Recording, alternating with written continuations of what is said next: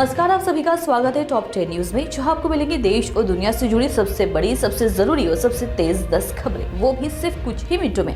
तो चलिए शुरू करते हैं आज की 10 सबसे बड़ी खबरें बिना किसी देरी के। लखनऊ स्थित केजीएमयू में डॉक्टर और नर्सिंग स्टाफ आज अपना काम ठप नहीं करेंगे। संस्थान के शिक्षक, रेजिडेंट डॉक्टर और कर्मचारी संघ ने 24 घंटे की मोहलत बढ़ा दी है। कल देर शाम वाइस चांसलर की मुख्यमंत्री से हुई मुलाकात के बाद आश्वासन दिया गया। केजीएमयू के स्टाफ उपद्रवियों के खिलाफ एफआईआर दर्ज करने की मांग पर अब भी अड़े हैं। एफआईआर दर्ज नहीं होने की सूरत में कल यानी कि 14 जनवरी को ओपीडी का बहिष्कार करेंगे और आंदोलन शुरू करेंगे। तमिलनाडु में टीवी के पार्टी के प्रमुख और एक्टर विजय दिल्ली के ताजमहल होटल से निकल गए हैं। वह कल पिछले साल करूर भगदड़ मामले की जांच के लिए सेंट्रल ब्यूरो ऑफ इन्वेस्टिगेशन यानी कि सीबीआई के सामने पेश हुए थे। सीबीआई सूत्रों के मुताबिक उन्हें बाद में एक बार फिर पूछताछ के लिए बुलाया जाएगा।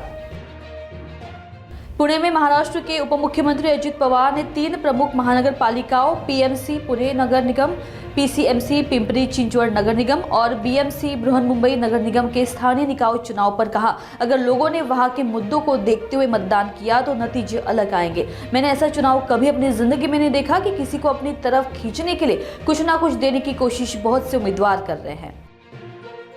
दिल्ली में न्यूनतम तापमान में लगातार गिरावट आ रही है। यहाँ पर न्यूनतम तापमान लुढ़क कर 3 डिग्री सेल्सियस तक पहुँच गया है, जबकि अधिकतम तापमान 20.6 दर्ज किया गया है। राजधानी के सफदरजंग में न्यूनतम तापमान 3 डिग्री सेल्सियस दर्ज किया गया, जबकि यहाँ का अधिकतम तापमान 20.6 डिग्री सेल्सियस रहा।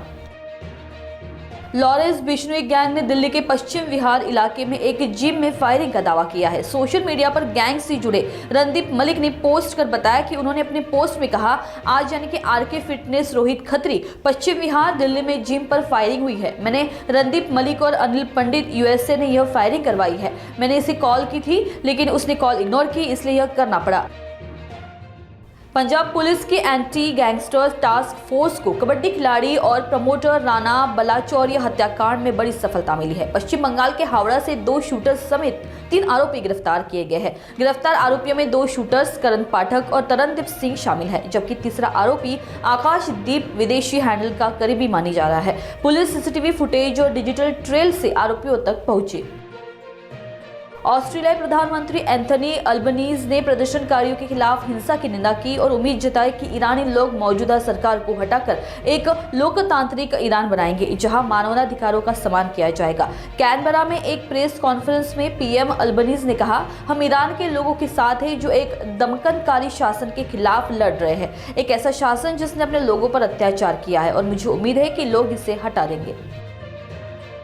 ईरान में पिछले कई दिनों से जारी देशव्यापी विरोध प्रदर्शनों में मरने वालों की संख्या कम से कम 646 हो गई है। दावा किया गया है कि यह संख्या और बढ़ने की उम्मीद है। यह आंकड़ा अमेरिका स्थित मानवाधिकार कार्यकर्ता समाचार एजेंसी ने किया है, जो कई सालों के प्रदर्शनों के दौरान सटीक जानकारी देती रही है। यह ईरान के अंदर कार्यकर्ताओं के एक नेटवर्क पर निर्भर करता है, जो सभी रिपोर्ट की गई मौतों की पुष्टि करता है।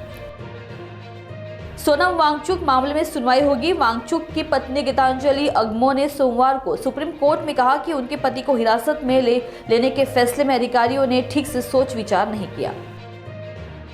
कांग्रेस सांसद और लोकसभा में नेता विपक्ष राहुल गांधी आज राहुल नीलगिरी जिले के एक स्कूल में 50वीं वर्षगांठ के कार्यक्रम में शामिल होंगे। इसके अलावा वो कर्नाटक का भी दौरा करेंगे।